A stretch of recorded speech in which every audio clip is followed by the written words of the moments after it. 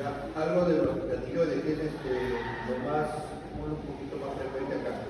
La tiroides, ¿dónde se encuentra? En la región anterior del cuello, ¿correcto? Tiene el lóbulo derecho, el lóbulo izquierdo. Generalmente el derecho hemos hablado que ya es más grande que el izquierdo, en la mayoría de las personas, más del 95%. Punto de referencia importante, el cartílago cricoideo. Nos ubicamos el cartílago tiroideo acá, obvio más nada, por debajo de la depresión, luego una cordillera chiquita que es el cartílago cricoideo. Y por debajo del cricoideo se encuentra el istmo.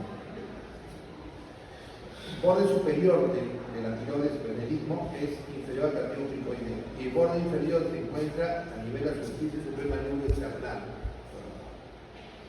¿Ya? Es un importante punto de referencia. A 1 centímetro del cartílago cricoideo se encuentra el istmo. Toco el istmo y hago tragar saliva, oportunir la lengua y la glándulas tiroides se eleva. ¿Por qué al oportunir la lengua, o tragar saliva, se eleva la tiroides? ¿Por qué razón? ¿Por qué razón? ¿Por qué? Hablen, pues, ¿por qué? Hablen, escupen. Los de mi grupo saben que les digo.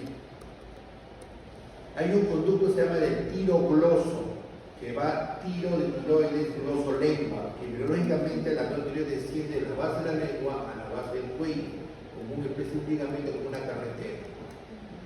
Es por eso que algunas personas tienen tumores en la línea media, que son remanentes, o algunos tumores dependientes del control tiroideo. Por eso tenemos el hipotálamo y la hipófisis. Y los hipotálamos son núcleos de neuronas, son neuronas. El infundíbulo viene de la hipófisis. Yo estoy asumiendo que ya han hablado de estas cosas. Y la hipófisis se divide en dos partes, hipófisis anterior y posterior. La anterior es básicamente celular y la posterior no. La posterior llegan los axones y los axones almacenan dos tipos de hormonas. ¿Cuáles almacenan en la hipófisis posterior o neurohipófisis? Oxitocina y la ADH, o sinónimo de H, arginina vasopresina. Y en la región posterior están los que producen diferentes tipos de hormonas.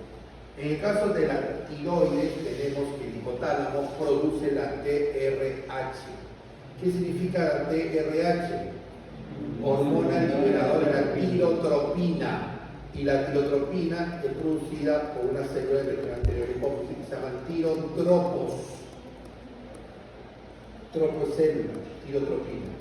Entonces, el TRH producido en la hipófisis estimula a los tirotropos de la hipófisis anterior a producir tirotropina, que es la TSH. Y la TSH tiene dos efectos principales sobre la glándula tiroidea. Uno, tiene un efecto de promover la síntesis de hormona tiroidea. Y segundo, tiene un efecto tirotrófico, que estimula el crecimiento de la glándula tiroidea. Son dos efectos, que se llama tirotropina. Y a la vez, las hormonas tiroideas se liberan de la tiroides y actúan a nivel de sus receptores. ¿Dónde están los receptores de la hormona tiroidea? ¿Dónde? ¿En qué parte de la célula? ¿Dónde? En el citoplasma, en la membrana celular, en el núcleo, ¿dónde? En el... ¿cómo no ha venido? Se han metido, no está más caliente. Es en núcleo. ¿Y dónde más? En la mitocondria. Eso es el núcleo y mitocondria. Núcleo y mitocondria. Entonces, tenemos a los núcleos hipotalámicos, tenemos ahí lo más importante, la GnRH, que produce la hormona liberadora de las gonadotropinas. Hormona liberadora de las gonadotropinas. ¿Cuáles son las gonadotropinas? La LH y el SH, producidas en la hipófisis anterior por los gonadotropos. Estas gonadotropinas tienen un efecto estimulador de producción de hormonas a nivel de las gónadas. ¿Cuál es la gónada masculina? Testículo. ¿Y la femenina? Lo repito, puedo preguntar de acá y esta clase no se la van a entregar. ¿Qué? La GHRH, que es hormona liberadora de la hormona de crecimiento, o también conocida como hormona liberadora de la somatotropina. Y la somatotropina es la hormona de crecimiento. La somatotropina, o hormona de crecimiento, tiene dos efectos principales similares a la insulina. Tiene un efecto metabólico, que en el caso de acá será hiperglicémico, porque me incrementa la producción hepática de glucosa. Y un efecto anabólico, que es a través de la IGF-1 o somatomedina C. La hormona de crecimiento estimula a nivel hepático la producción de IGF-1 o somatomedina C. Y la IGF-1 o somatomedina C tiene un efecto sobre el cartílago de crecimiento, promoviendo el crecimiento longitudinal de los huesos. ¿Correcto? Entonces, ¿qué hace el IGF-1? Principalmente promueve el crecimiento de los huesos. ¿Cuál es el otro nombre de la IGF-1? Somatomedina C. A ver si. ¿Cuál es el otro nombre del LDL pequeño y denso?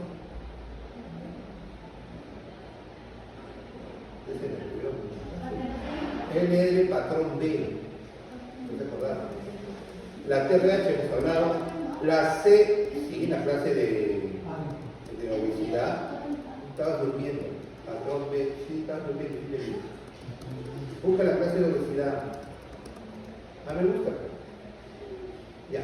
La CRH, hormona liberadora de corticotropina. ¿Cuál es la corticotropina? Claro, tratando de produce la ACTH o corticotropina. La corticotropina producida por los corticotropos actúan a nivel de ¿dónde? De la corteza suprarrenal. ¿Cuántas capas tiene la corteza suprarrenal? Tres. De arriba para adentro. Glomerular, fascicular, reticular. Así como anda la bolita. Todos tienen factores estimuladores, pero siempre hay excepciones a la regla. En este caso es la dopamina. La dopamina, o factor inhibidor de la prolactina, frena la producción de prolactina por los lactotropos de la hipófisis anterior. Por eso es que cuando ustedes hacen, no sé si han hecho la clase de hiperprolactinemia, los medicamentos que se utilizan para el tratamiento de la hiperprolactinemia, ¿cómo se llaman? Agonistas dopaminérgicos. ¿Cuáles son? Cabergolina, los principales, cabergolina que se da semanal y la bromocriptina que se da diaria. Y se da preferentemente antes de acostarse en la noche. ¿Por qué? ¿Por qué las únicas en la noche? Porque te puede producir hipotensión ortostática, mareo. Entonces, ¿ya? Entonces, y acá algo importante, muy importante en el vocabulario. En casos patológicos, no normalmente, en casos patológicos en los cuales hay escuche bien, hipotiroidismo primario, en la cual la TSH está elevada y el TRH está elevado. En esos casos, nada más cuando el TRH está muy elevado, tiene un efecto estimulatorio sobre la liberación de prolactina. Pero en casos patológicos, hipotiroidismo primario. En otras palabras, en el hipotiroidismo primario se incrementa la producción de prolactina, o sea, puede haber hiperprolactinemia. Por eso, en los pacientes que tienen al revés hiperprolactinemia, dentro del estudio debemos pedir siempre hormona tiroidea. Pacientes con galactorrea, dentro del estudio deben pedir siempre hormona tiroidea. ¿Está claro? Porque el hipotiroidismo primario me puede producir hiperprolactinemia. ¿Está claro? Claro. Eso que está grabando. Aquí reclamo lo que yo estoy hablando. ¿Ya? El folículo tiroideo la célula folicular rodea un mar interno, que es un coloide, que está lleno de una molécula que, ¿qué tipo de molécula es? Es un lípido, proteína, ¿qué es? Carbohidrato, es una bioquímica, ¿qué? Tiroglobulina. ¿Qué molécula es? Es una proteína, que es una glucoproteína. que tiene forma de arbolito. Esa forma de arbolito ya está ahí. Es así, células foliculares. Estas son las células foliculares. Esta es la célula folicular. ¿Ya? Acá está el coloide y acá está la parte externa. Lo importante, tiene una bomba de yodo, atrapa yodo. Especialmente los pacientes que tienen a veces hipertiroidismo, tú consumes algo de yodo en la dieta, a la hora ya está ahí el 90% de la tiroides. Entonces, como es algo, es una bomba, para meter un molécula de yodo mete 2 sodios. ¿Por qué? ¿Dónde hay los sodios? ¿Afuera o adentro? Extra o intra. ¿Dónde? Extra. Entonces, al sale el extra, crea una cascada. Entonces, al meter el sodio, jala un yodo. Pero yo no quiero sobrecargar el sodio, la célula, porque la puedo hipertónica, la puedo matar. Entonces, la célula expulsa el sodio y gasta energía, o sea, gasta energía. Entonces, la gran tiroidea es únicamente irrigada. Entra el yodo, es todo un proceso, etc.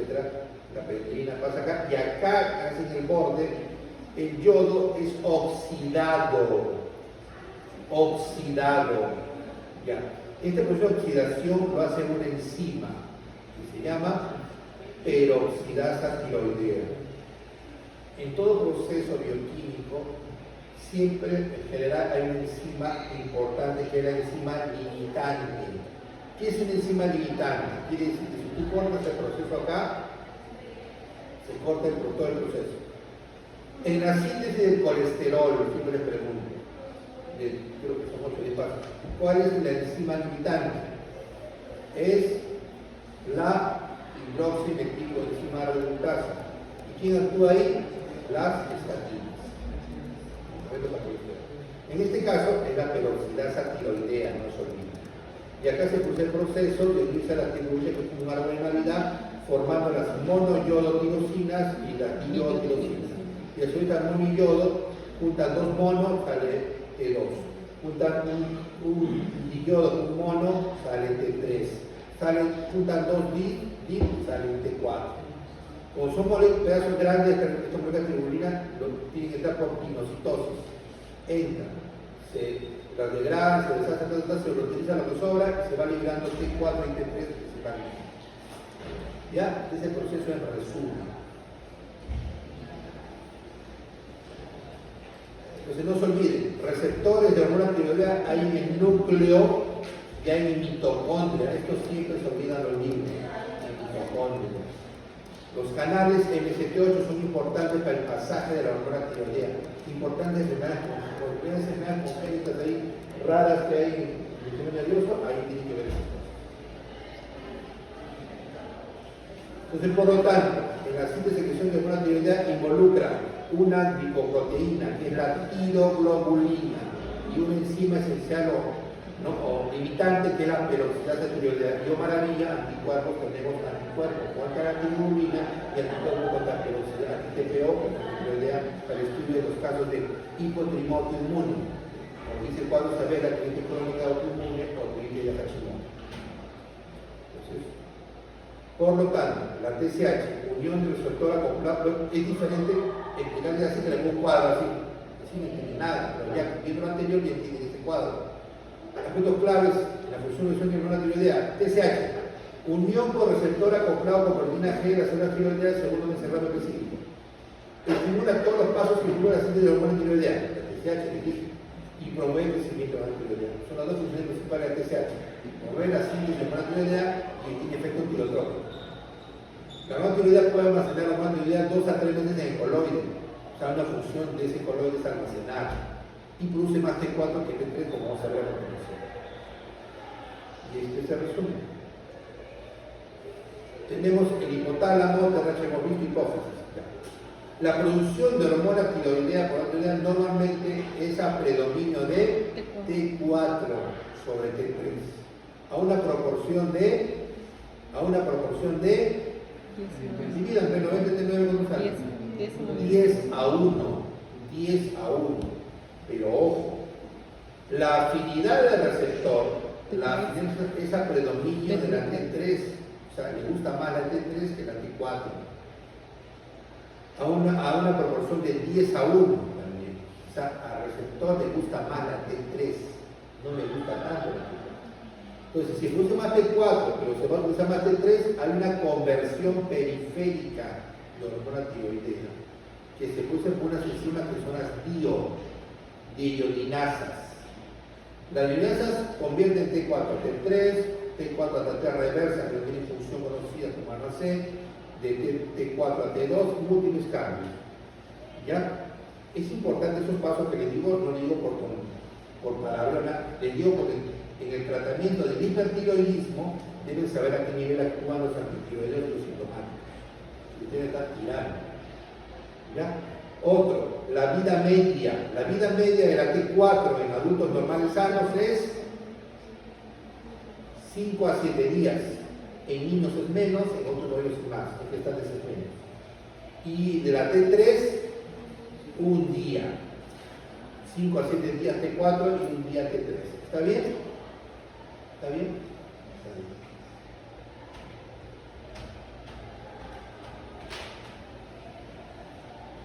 Pues a ver, dice, la causa más frecuente de hipotiroidismo según el nivel de ingesta de yodo. Si el paciente viene en una zona de suficiente ingesta de yodo, la primera causa de hipotiroidismo, ¿cuál es? Tiroiditis de Hashimoto, que es la tiroiditis crónica autoinmune. Pero bien, si viene en una zona de bozo endémico o suficiente ingesta de yodo, la primera causa es, ¿cuál es? Deficiencia de yodo, que no es autoinmune. Y ahí cae, siempre pongo. Dice de yodo que es autoinmune. Ah, verdadero. Y si son 4, yo mis preguntas pregunto y pongo 4 o 5 alternativas. Pueden contestar 4 bien, si se equivocan ninguna, ya todo no vale. ¿No es cierto? Entonces, por eso, lean bien. Respecto al timón, que lo han ustedes. En general se considera en la fisiopatología de autoinmunes que existen anticuerpos estimuladores de TSH, del receptor de TSH, o anticuerpos bloqueadores del receptor de TSH. Si son anticuerpos estimuladores del receptor de TSH, entonces van a producir hipertiroidismo. Pero si son anticuerpos bloqueadores del receptor de TSH, producen hipotiroidismo. Según cuál predomine, se produce el cuadro clínico. Por eso pacientes que tienen, por ejemplo, tiroiditis Hashimoto y autoinmune pueden tener familiares con enfermedades de base.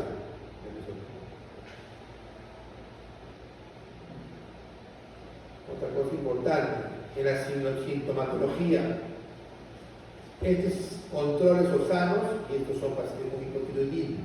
Es decir, quiere decir, el 6.5 de sanos pueden tener el reflejo aquiliano alterado, en este caso, en la segunda fase del reflejo aquiliano prolongado. Pero un 77% de hipotiroideos tienen en la segunda fase del reflejo prolongado. Y así por el signo. Entonces, ¿cuál es el signo o síntoma más específico y sensible en el diagnóstico clínico del hipotiroidismo? No es la piel seca, porque hay cantidad, 36% del sano que tiene piel seca. Es el reflejo aquiliano.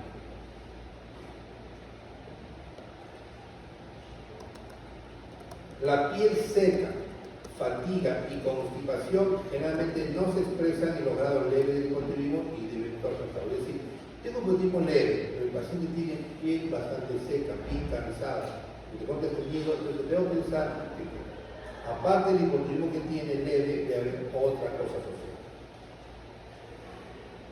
El reflejo aquiliano tiene una sensibilidad del 77% y una especificidad del 93% para confirmar o excluir el hipotiroidismo. El reflejo aquiliano tiene una sensibilidad del 77% y una especificidad del 93% para confirmar o excluir el hipotiroidismo. El reflejo aquiliano tiene una sensibilidad del 17% y una especificidad del 93%. ¿Será importante? Ya, es un signo que podemos ver generalmente cuando se cae el tercio externo de la ceja. ¿Cómo se llama?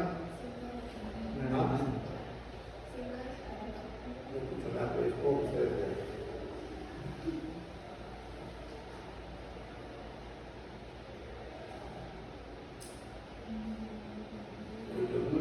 las estrellas captan yoduro, lo que les expliqué, bilirrubina, la aminoácido tirosina es el esqueleto que se une en los yodos para tomar la hormona tiroidea. También hay un yodo, ¿no? Y la citosis entra, sale. La T4 tiene 4 moléculas de yodo, la T3 tiene 3 moléculas de yodo. La T4 tiene su estructura molecular 3 moléculas de yodo, ¿verdadero o falso? Pero es una bonita pregunta. La fracción libre es pequeñísima, mucho menos del 1% del total.